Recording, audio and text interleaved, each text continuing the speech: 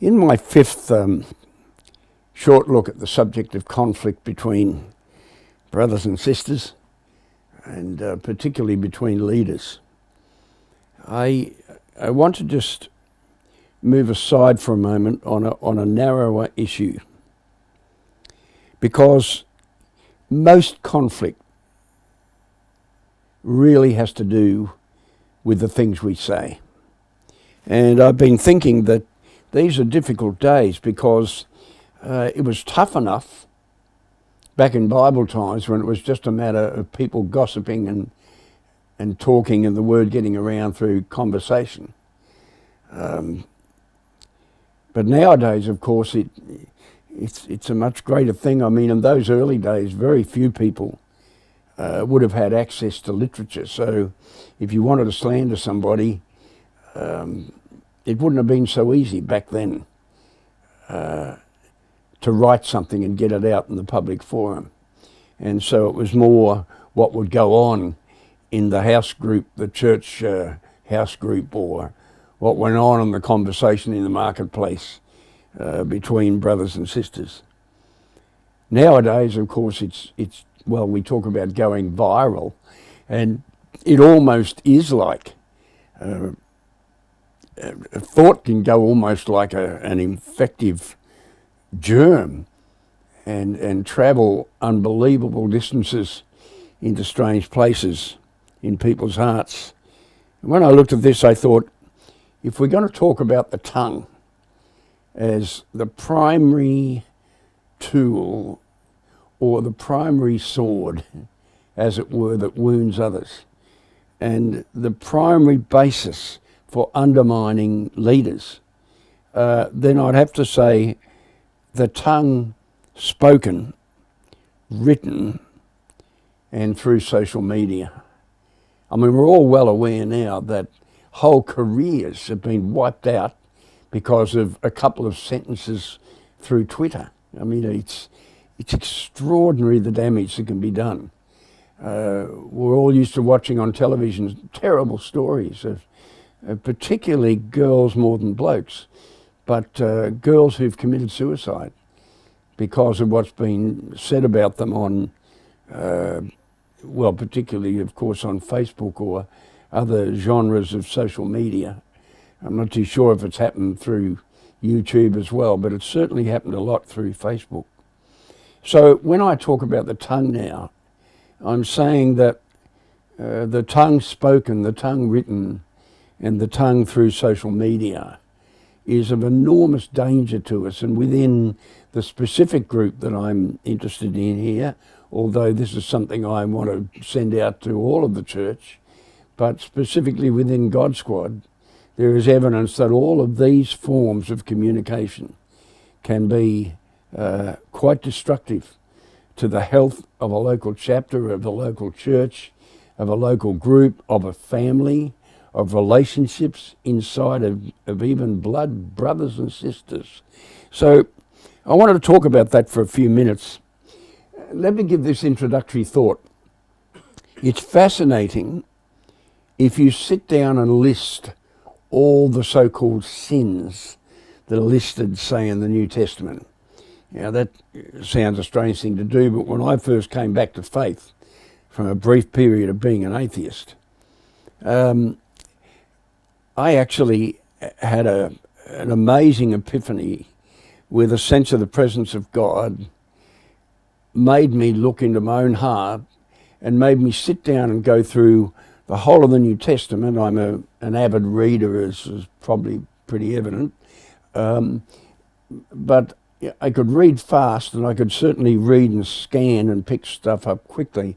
So I went through the whole New Testament, stayed up all night, and I listed, it was over 100, I think, different sins. Now, some of them, like gossip and slander, are closely related to each other.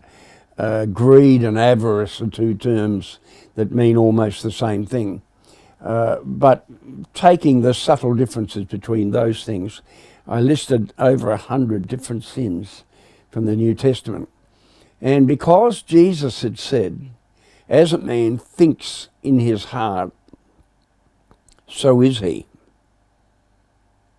And because he said, out of the heart come all of these dark things, and he listed a lot of these sins.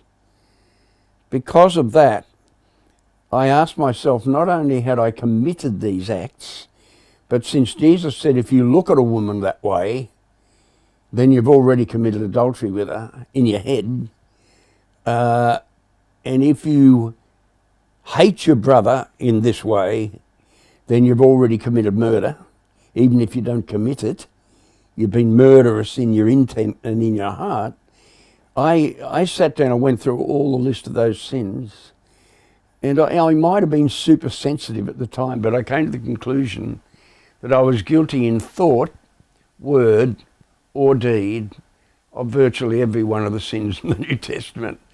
And I went through an absolutely tear-drenched, shattering experience of seeking God to just come in and clean out the whole room of my being. And it was an extraordinary experience I might talk about some other time. But one of the things I noticed, and has stayed with me since that time, is that the majority of the sins of the New Testament are sins that affect the social fabric. Now that's interesting. They're not just sins against God. The first and greatest commandment is love God with all your heart, mind, soul and strength. But the second is of the same sort, Jesus said. It's of the same order. And that is, you must also love your neighbour as yourself. So when you pick up your Bible and look at the sins, you'll find that there is such strong words against those sins which tear up the fabric of relationship between people that are supposed to be following the ways of Jesus and loving one another. You know, the strange thing is, for me, as I look back over years of working in the bike scene, and of working with some tough brothers and sisters out there, the strange thing to me is, as I look at that, I realise that the toughest call has not been really conflict between myself and outlaws. I've had very little trouble of conflict between myself and brothers in the outlaw scene.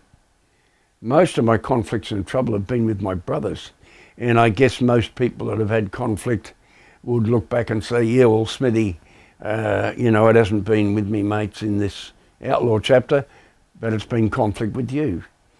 And so I want to say to you to start off with, it is a really serious thing for us to commit those sins that tear up the fabric of love for one another and of respect for one another. Let me read to you from a modern translation an extraordinary passage from the New Testament, from the book of James.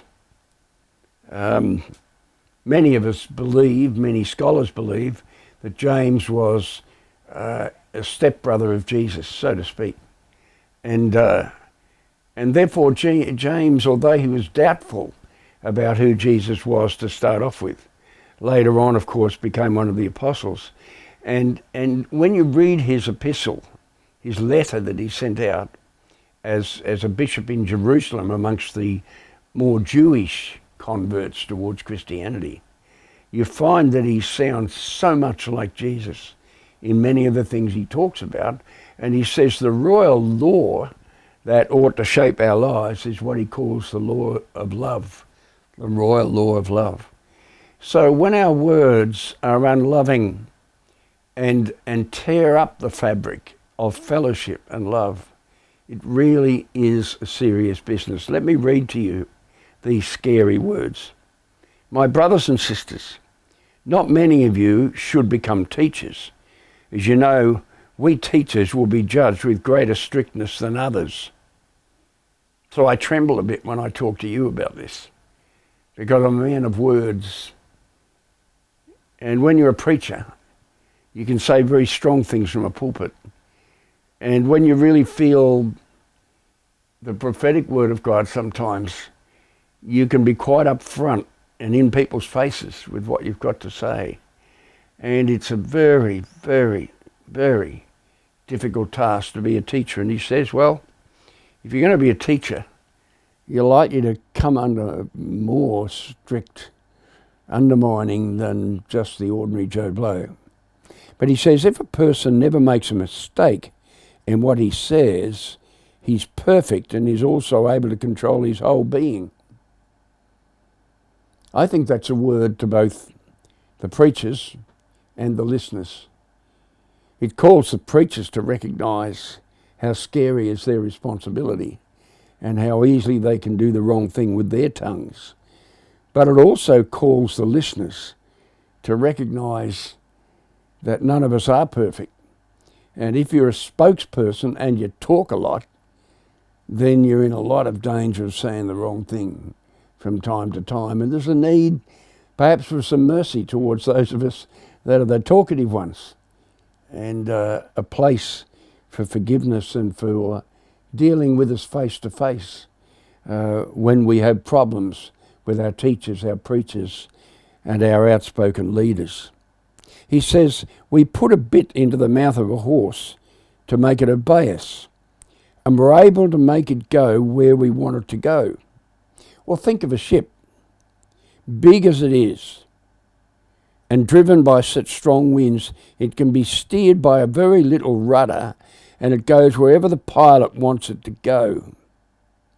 Now, that's fascinating for me because I'm living at Ocean Grove, and just up the road is the entry into Port Phillip Bay. And there's rocks on either side of that entrance, and the actual way through from the open ocean from all over the world into the port of Melbourne or Geelong, any of those places where there are ports in this very populous state of Victoria, in actual fact, you have to go through this dangerous place. And it's been said it's one of the most dangerous places in the world. And Glenna and I sometimes like to take our grandchildren and watch some huge, big container vessel going through the narrow spot, and you see it bobbing up and down. And unless the pilot is very familiar with the inlet there, he has to wait actually until a little pilot boat comes out, and a guy who knows the place well climbs up a ladder, up huge ladders. It looks very unsafe actually. Climbs up the side of the ship and goes in and takes over the control of the ship to rudder it through so it doesn't go shipwreck. Well, of course, in that case, you're dealing with massive ships with huge motors, but it's still a very small rudder.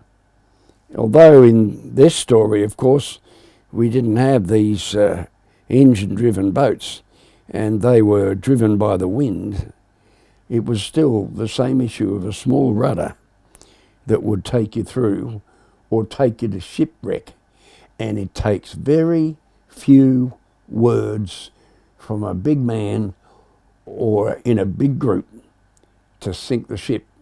And you might remember that back during the Second World War, because if people gossiped and they knew information, they could actually put whole troops at danger if they opened their silly mouths and said the wrong thing.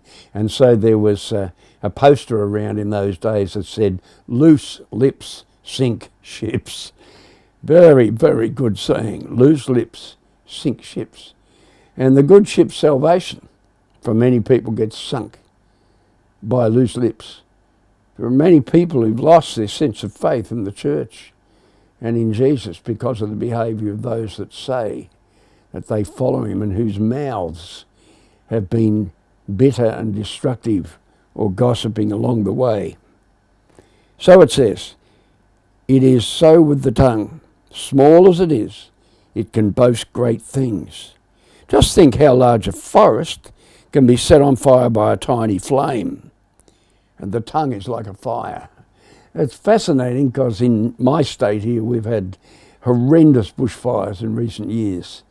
And it's interesting that when they go to try and find out if it's a pyromaniac that started the fire, they're looking for the tiniest little clues like a matchstick or a cigarette butt that can start a fire that kills scores and scores of lives and destroys many homes. Just think how large a fire can be set how large a forest can be set on fire by a tiny flame. And the tongue is like a fire. It's a world of wrong, occupying its place in our bodies and spreading evil through our whole being. Interesting, isn't it, that when we destroy others with bad words, we actually destroy ourselves too. We do damage inwardly to ourselves as well. It sets on fire the entire course of our existence with a fire that comes to it from hell itself. Now, I don't know what you believe, whether you believe there are sinister and dark forces apart from God out there, but I do believe that, and I'm quite sure it's well worth rereading a little book called Screwtape Letters by C.S. Lewis, which is the instructions of a senior devil to a little junior devil that's hasn't got his full patch yet, and he wants to join the club, and the senior devil tells him how can get in the heads of believers and really screw their lives up. And some of the story has got to do with the way in which words can be used to do that. It sets on fire the entire course of our existence with a fire that comes to it from hell itself. Be careful where the motivation for your words is sourced from. Check that out. It's like when you're going to write a letter. Most wise people, counsellors, will say, reread it a couple of times before you send it. I wish we did more of that before we said things. We often say them as we put it off the cuff, before we've really stopped to think what the consequences would be for ourselves and for others. Human beings, says James, can tame and have tamed all other creatures, wild animals and birds, reptiles and fish. But no one has ever been able to tame the tongue. It's evil and it's uncontrollable and full of deadly poison. That is, unless it's controlled, of course, by the Spirit of God and by the teachings of Jesus and by the love that we can receive from the Lord. It goes on to say, we use it to give thanks to God, the Father, and then to curse other people who are created in the likeness of God. Isn't it extraordinary that godly people who can preach beautiful things and say great things can then turn round and virtually curse their own fellow human beings that are made in the image of God and that are the children of God? My brothers and sisters, this should not happen. No spring of water pours out sweet water and bitter water from the same opening. A fig tree, my brothers and sisters, can't bear olives, and a grapevine can't bear figs, nor can a salty spring produce sweet water. Ah, he says, are there people among you who are wise and understanding? Well, let them prove it by their good lives, by their good deeds, performed with humility and wisdom. Don't sin against the truth by boasting of your wisdom. So here, James introduces one of those sins of the tongue, the sin of boastfulness. And then he says, but if in your heart you're jealous, and how often does jealousy motivate the kind of things that we say? We think we should be the leader, so we'll try and pull down the person that is the leader because we're jealous. We mightn't admit it, but that can be the real cause behind it all. Or bitter. We can seek to pull someone down by words because of a bitterness in our own heart. At one stage, one of the apostles actually says, you need to make sure that you don't have any root of bitterness which will grow and spring up and cause trouble within your life. And it says, don't sin against the truth by boasting of your wisdom. Sometimes we're willing with our words, in the interest of being boastfulness, to say things that we know are not true, but they make us look good. He says such wisdom that we need does not come from heaven, or such such wisdom as boasting and bitterness and selfishness and jealousy do not come from heaven. They belong to the world and are unspiritual and demonic. Where there is jealousy and selfishness, there is disorder and every kind of evil. Oh, my dear friends, I can't say I have a totally clean sheet and have never made this mistake myself. As James says, there's virtually only the perfect person who doesn't make any mistakes. But I look back over the years and I see that so often awful disorder and every kind of evil has come as the result of a lack of control of the tongue. But, says James, the wisdom from above is pure, first of all. Its motives are right. And before we speak, we need to check our motives. Why are we saying these things? And it's really weird because people can even use prayer this way. You know, they want to big note themselves and they know some information about somebody, and so they pray a prayer in which they divulge inner information about somebody in the group as part of an ego trip. It's so subtle and so destructive. The wisdom from above is pure. It's not grubby.